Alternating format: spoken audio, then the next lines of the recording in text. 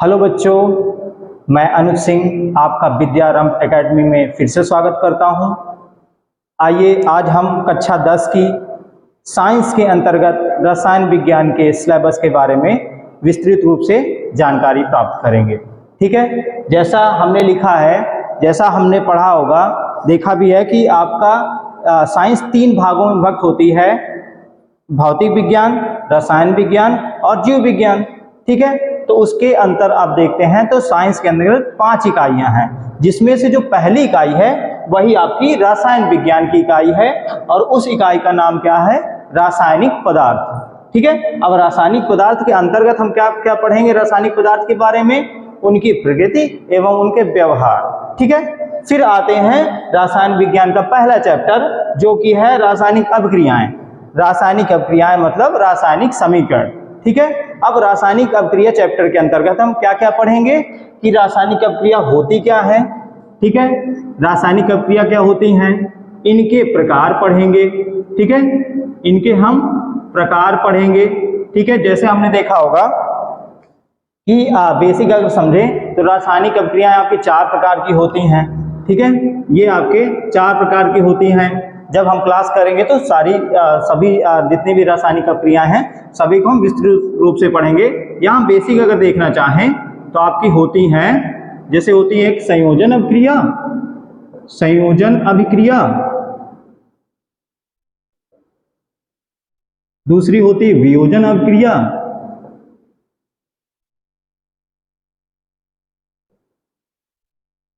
तीसरी होती है प्रतिस्थापन या विस्थापन अभिक्रिया, विस्थापन अभिक्रिया, और चौथी होती है द्विविस्थापन अभिक्रिया। ठीक है, द्विविस्थापन अभिक्रिया। ये अगर आपसे पूछा जाए कि अभिक्रियाएं कितने प्रकार की होती है तो आप क्या बताओगे? 4 प्रकार की होती हैं। ठीक है, इस प्रकार से पहली संयोजन, दूसरी वियोजन, तीसरी विस्थापन और चौथी द्विविस्थापन। ठीक है, और भी कुछ तरीके की रिएक्शन होती हैं इस चैप्टर के अंतर्गत, और उन रिएक्शन के बारे में भी पढ़ेंगे।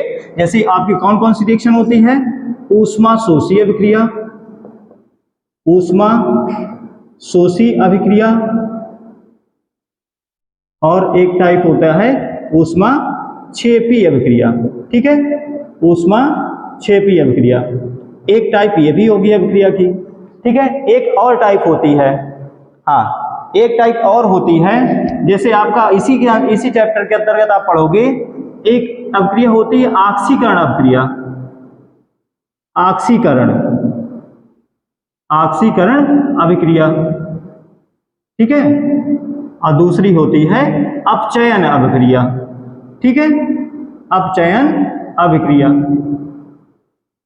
ठीक है, इस सभी जितने भी प्रकार की आपकी रासायनिक अभिक्रियाएं हैं, इन सभी को हम इस चैप्टर के अंतर्गत पढ़ेंगे। ठीक है, तो देखो इस चैप्टर के अंदर हम क्या क्या पढ़ रहे हैं। पहले तो रासायनिक अभिक्रिया क्या होती है। ठीक है, रासायनिक अभिक्रिया क्या होती है, इसको कैसे लिखते हैं। ठीक है, कैसे लिखते हैं, मतलब एक तरीका होता है ना रासायनिक अभिक्रिया लिखने का, कैसे लिखते हैं, ये कितने प्रकार के होते हैं। ठीक है, फर्स्ट ऑफ ऑल हमने देखा 4 प्रकार के होते हैं: संयोजन अभिक्रिया, वियोजन अभिक्रिया, विस्थापन अभिक्रिया, द्विविस्थापन अभिक्रिया। आप घबराइए नहीं, इन सब की जो भी जितने भी आपके अभिक्रियाएं हैं इनको हम इतनी अच्छी प्रकार से पढ़ाएंगे, इतने अच्छे तरीके से पढ़ाएंगे कि आपको एक ही बार जैसे आप देखोगे आपको अच्छे से याद हो जाएगा, अच्छे से समझ में आ जाएगा। ठीक है, जैसे बेसिक आप समझो, अगर हम समझे ऊष्मा शोषी अभिक्रिया, सिंपल सा है, ऐसी अभिक्रिया जिसमें ऊष्मा को अवशोषित किया जाता है ना। बहुत सरल तरीके से आपको समझाएंगे कि आप एक बार वीडियो देखोगे, एक बार में ही आपको रिएक्शन समझ में आ जाएगी। जैसे इसमें देखो ऊष्मा क्षेपी अभिक्रिया, ऊष्मा क्षेपी मतलब निकलना होता है, ऐसी अभिक्रिया जिसमें ऊष्मा निकल जाती है अभिकारक के द्वारा, ऊष्मा क्षेपी कहलाती है। जैसे ऑक्सीकरण अभिक्रिया, ऑक्सीकरण मतलब ऐसा अभिक्रिया जिसमें ऑक्सीजन ग्रहण किया जाता है। ठीक है, अपचयन अभिक्रिया जिसमें ऑक्सीजन निकाल दिया जाता है। तो बहुत आसानी तरीके से आपको पूरा सिलेबस कंप्लीट कराया जाएगा। चलिए इस चैप्टर के अंतर्गत हम इतना पढ़ेंगे। ठीक है, अब आगे आते हैं नेक्स्ट चैप्टर आपका क्या क्या है?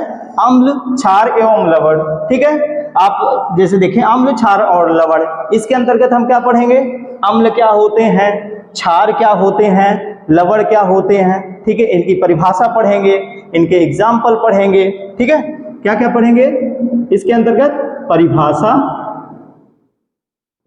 इनके उदाहरण, इनके प्रकार, इनके हम प्रकार भी पढ़ेंगे, क्योंकि अम्ल और क्षार आपके क्या होते हैं, दो प्रकार के होते हैं, एक प्रबल अम्ल होते हैं, एक दुर्बल अम्ल होते हैं। उसी तरह एक प्रबल क्षार होता है, एक दुर्बल क्षार होता है, ठीक है, इन सब के बारे में हम पढ़ेंगे। और देखिए अम्ल का क्या कहते हैं हम, कैसे पता लगाएंगे कि कौन सा अम्ल है कौन सा क्षार है, इसका मतलब हम अम्ल और क्षार के बीच पृथक्करण भी सीखेंगे। अम्ल और क्षार के बीच, अम्ल एवं क्षार, अम्ल, क्षार एवं लवण, क्योंकि तीनों चीजें पढ़ रहे हैं ना, एवं लवण के मध्य विभेद करना सीखेंगे। विभेद मतलब डिफरेंस निकालना सीखेंगे, कैसे हम डिफरेंस निकालते हैं, कि मध्य विभेद करना, ठीक है, ये भी हम सीखेंगे कि अगर आपके पास तीन वस्तुएं दी हो, आप कैसे पता लगाओगे कि कौन अम्ल है, कौन क्षार है, कौन लवण है, ठीक है। तो हम इनके बारे में इस चैप्टर के अंदर क्या क्या पढ़ेंगे, अम्ल, क्षार एवं लवण की परिभाषा, इनके उदाहरण, इनके प्रकार, जैसे मैं आपको बताया दो प्रकार होते हैं, चाहे अम्ल हो चाहे क्षार हो, एक होता है आपका प्रबल अम्ल, एक होता है दुर्बल, एक होता है प्रबल, ठीक है। इसके अंतर्गत हम इस चैप्टर के अंतर्गत ये सब पढ़ेंगे। उसके बाद क्या आता है, अम्ल और क्षार एवं लवण के कैसे विभेद करते हैं, ठीक है। साथ ही साथ इसमें पढ़ेंगे जो अम्ल, क्षार और लवण हैं उनके पीएच वैल्यू की बात करेंगे, ठीक है। पीएच मान आपने देखा होगा ना, जैसे पानी का पीएच मान क्या होता है, 0 होता है ना, अम्ल का पीएच मान 7 से कम होता है। तो इसी तरह से हम क्या करेंगे, इनके अंतर्गत इनका पीएच मान भी पढ़ेंगे। जैसे आपने पढ़ा होगा या जो भी है सब हम यहाँ पढ़ाएंगे। जैसे अब देखो 0 होता है, बीच में 7 होता है और नीचे क्या होता है, 14 होता है। तो जो भी आपके 0 से 7 के बीच में वेरी करते हैं वो क्या होते हैं, अम्ल होते हैं, ठीक है, अम्ल होते हैं। फिर जो 7 होता है वो आपका क्या होता है, जल होता है, या इसको हम क्या बोलते हैं, उदासीन होता है ना, उदासीन वाले यौगिक आ जाएंगे। फिर जो 7 से 14 के बीच होते हैं वो आपके सारे के सारे क्षार होते हैं। हम इनको याद करने का तरीका भी बताएंगे कि कैसे हम याद करेंगे कि अम्ल का पीएच मान कितना होता है, क्षार का पीएच मान कितना होता है, ठीक है। हम सारे तरीके, आपके जितने भी तरीके हो सकते हैं, जितना आसान तरीके से हो सकता है, हम सारे तरीके आपको बहुत अच्छे से एक्सप्लेन करेंगे, ठीक है। आपको कहीं से भी पढ़ने की आवश्यकता नहीं है, बस हमारे चैनल से हमारे वीडियोस को आप देखते रहिएगा। आपको एक एक बेसिक से बेसिक आपको जो भी डिफिनीशन होगी, जो भी पॉइंट्स होंगे, जो भी टॉपिक्स होंगे, सारे के सारे पढ़ाए जाएंगे, ठीक है। अब देखिए नेक्स्ट चैप्टर पे आते हैं। नेक्स्ट चैप्टर क्या है, धातु एवं अधातु, ठीक है, धातु एवं अधातु। ये इस चैप्टर के अंतर्गत हम पढ़ेंगे। आपने पीरियोडिक टेबल नाम सुना होगा, आवर्त सारणी। तो आवर्त सारणी मतलब जितने भी हमारे इस प्रकृति में जितने भी तत्व हैं, उन तत्वों के बारे में पढ़ेंगे कि वो कौन से धातु है या अधातु है, ठीक है। जैसे आपने देखा होगा ना, सोना चांदी जितने भी है सारे के सारे आपके धातु के उसमें भाग में आते हैं, ठीक है। तो इसके अंदर हम क्या पढ़ेंगे, इनकी परिभाषा पढ़ेंगे, इनकी परिभाषा। अच्छा, इस चैप्टर के अंतर्गत हम और भी पढ़ेंगे। इसके अंतर्गत हम ये परिभाषा पढ़ रहे हैं, इनके उदाहरण पढ़ेंगे, साथ ही साथ इसमें मिश्र धातु भी पढ़ेंगे। मिश्र धातु भी होता है, उपधातु भी होता है। चैप्टर नेम तो आपका धातु और उपधातु है, बट इसके अंतर्गत आपका क्या क्या आ जाता है, उपधातु एवं मिश्र धातु भी इसी चैप्टर के अंतर्गत पढ़ेंगे हम, ठीक है। जैसे मैं आपको एक सिंपल सा वे बताऊं तो धातु क्या होते हैं, ऐसे पदार्थ जो इलेक्ट्रॉन त्याग करके क्या बनाते हैं, धनायन बना लेते हैं, ठीक है। बहुत आसान तरीके से समझाएंगे। धातु वे पदार्थ होते हैं जो इलेक्ट्रॉन क्या करते हैं, त्याग देते हैं और विद्युत धनात्मक तत्व बन जाते हैं, ठीक है। ये अधातु है, उसका विलोम हो गया। तो ऐसे पदार्थ जो इलेक्ट्रॉन ग्रहण करके विद्युत ऋणात्मकता मतलब ग्रहण कर लेते हैं या विद्युत ऋणात्मक आयन बना लेते हैं, वो अधातु कहलाते हैं। ठीक है। उपधातु की बात करें तो ऐसे धातु जो क्या करते हैं, जिनके गुण धातु और उपधातु दोनों के मध्य उपस्थित होता है, वो आपके क्या कहलाते हैं, उपधातु कहलाते हैं। ठीक है। मिश्र धातु क्या हो गया, मिश्र धातु आपको खुद ही समझ में आ रहा है कि जब दो या दो से अधिक धातु आपस में मिलते हैं और एक समांगी मिश्रण बनाते हैं, वो आपके क्या कहलाते हैं, मिश्र धातु कहलाते हैं। समझ में आ रहा है। इसी चैप्टर के अंतर्गत हम क्या पढ़ेंगे, धातु, अधातु, उपधातु से संबंधित जितनी भी रासायनिक अभिक्रियाएं हैं, रासायनिक अभिक्रियाएं सभी की सभी हम इसी चैप्टर के अंतर्गत पढ़ेंगे।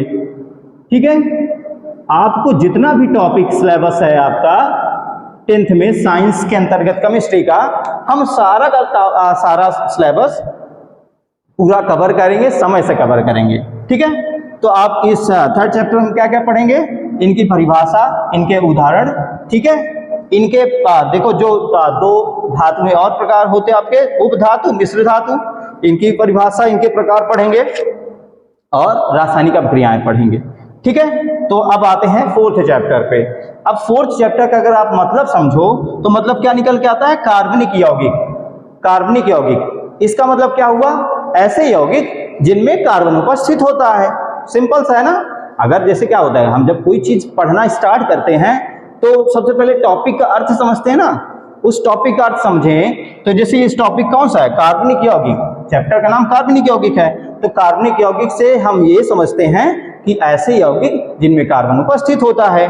तो इसके अंतर्गत, इस चैप्टर के अंतर्गत हम पढ़ेंगे जितने भी आपके कार्बनिक यौगिक हैं, जितने भी आपके कार्बनिक यौगिक हैं, सभी कार्बनिक यौगिकों के बारे में पढ़ेंगे। ठीक है। इसके अंतर्गत हम सभी कार्बनिक यौगिक के बारे में पढ़ेंगे, सभी कार्बनिक यौगिक के बारे में। ठीक है। या कहें हम परिचय, पहले तो हम सबसे पहले इनका परिचय पढ़ेंगे कि परिचय क्या होता है, कार्बनिक यौगिक क्या होते हैं और इनकी पहचान कैसे करते हैं। ठीक है। ये पढ़ेंगे। जैसे मैं आपको एग्जांपल एक दे दूं, हेलो एल्केन, हेलो एरीन, ये सारे के सारे आपके, आपने हेलो एल्केन, हेलो एरीन, ठीक है। या आप इसके बेसिक और पहले हम जैसे तो एल्केन, एल्कीन, एल्काइन आपने कभी ना कभी सुना होगा। एल्केन, एल्कीन, एल्काइन, ये सारे के सारे आपके क्या होते हैं, कार्बनिक यौगिक होते हैं ना। एल्काइन, एल्काइन, एल्केन वो होता है जिसके अंदर सिंगल बॉन्ड उपस्थित होते हैं। एल्कीन वे यौगिक होते हैं जिनके अंदर डबल बॉन्ड या द्विक बंध उपस्थित होता है। एल्काइन वे होते हैं जिनके अंदर ट्रिपल बॉन्ड या त्रिक बंध उपस्थित होता है। आपने पढ़ा ना। इसी तरह के और भी एग्जाम्पल हैं, जैसे हेलो एल्केन हो गया, हेलो एरीन हो गया ना। सारे के सारे आपके कार्बनिक यौगिक के अंतर्गत आते हैं। ठीक है। इसी चैप्टर के अंतर्गत क्या पढ़ेंगे, कार्बनिक यौगिक के नामकरण भी इसी चैप्टर के अंतर्गत पढ़ेंगे। ठीक है। उनका नामकरण कैसे करते हैं, जैसे कोई कार्बनिक यौगिक आपको दे दिया जाए, रासायनिक सूत्र उसका, तो उसका नामकरण कैसे करेंगे। ठीक है। इसके अंतर्गत हम नामकरण पढ़ेंगे एवं उसकी संरचना सूत्र, एवं उसकी संरचना सूत्र का निर्माण करना भी सीखेंगे। संरचना सूत्र का निर्माण करना भी सीखेंगे। संरचना सूत्र का निर्माण करना भी सीखेंगे। ठीक है। तो इस चैप्टर के अंतर्गत आप क्या क्या पढ़ रहे हैं, जितने भी प्रकार के कार्बनिक यौगिक हो सकते हैं उनके बारे में पढ़ेंगे। ठीक है। फिर क्या पढ़ेंगे, उनका नामकरण कैसे किया जाता है। फिर अगर आपको क्या उनका नाम पता हो तो उनकी संरचना सूत्र कैसे करेंगे, निर्माण करेंगे। ठीक है। बाकी और कुछ चीजें हैं, जैसे हमने क्या बताया कि जो भी चीजें आपको जो बहुत ज्यादा इंपॉर्टेंट है उनकी हम क्या करेंगे, प्रैक्टिस सेशन भी ले आएंगे। साथ ही साथ प्रीवियस ईयर जो भी क्वेश्चन पेपर आपके हुए हैं उनका प्रैक्टिस सेशन भी आपको करवाया जाएगा साथ ही साथ समय समय पर। ठीक है। तो आपने देखा कि जो आपका साइंस के अंतर्गत केमिस्ट्री का जो सिलेबस था वो देखिए इस प्रकार से था, और आप लोग इसका स्क्रीनशॉट ले लीजिएगा। ठीक है। और साथ ही साथ क्या करिएगा, अब हम जो भी अब आगे क्लासें होंगी, ठीक है, इसी सिलेबस के अकॉर्डिंग हम आगे कंटिन्यू रखेंगे। ठीक है। तो आपका अगर जो भी नेक्स्ट वीडियो होगा उसमें आपका पहला चैप्टर होगा रासायनिक अभिक्रिया। ठीक है। Okay, thank you.